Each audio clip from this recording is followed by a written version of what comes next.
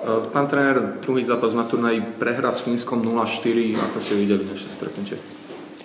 Tak to stretnutie bolo obdobné jak s ruským tímom, ale myslím si, že dnes sme mali ešte kvalitnejšieho supera, aspoň z môjho pohľadu. Fíni hrali vynikajúci hokej, ja som veľmi vďačný, že môžeme odohrať takéto stretnutia.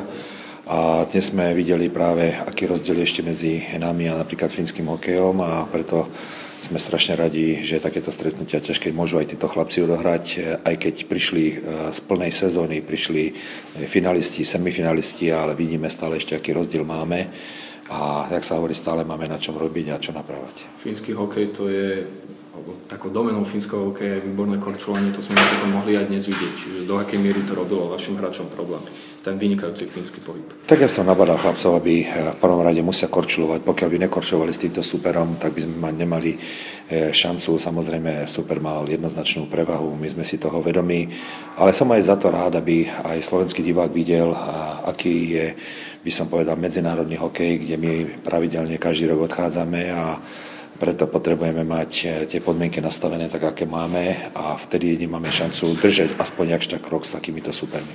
Prvá tretina 0-0, aj keď mali Fíni prevahu, dá sa vyjadriť nejaká spokojnosť vlastne, ako v defenzíve pristupovali hráči k svojim povinnosťam v prvej tretine?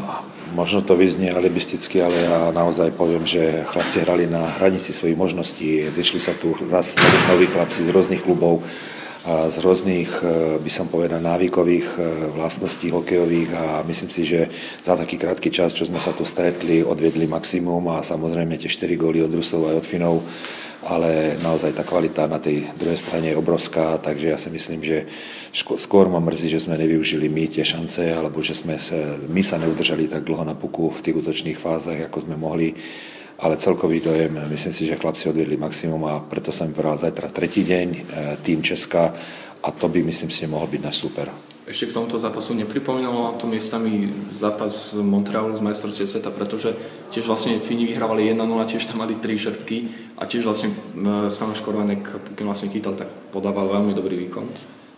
Ťažko sa to porovnáva, a samozrejme si vedomí, že zápas s Fínskom, tam sme mali obrovské šťastie na majstrovstvá sveta, ale toto je začiatok sezóny, my určite budeme úplne iné mužstvo znovu na majstrovstvá sveta vo Fínsku, a myslím si, že práve toto nám strašne napomáha, že máme tieto turnaje.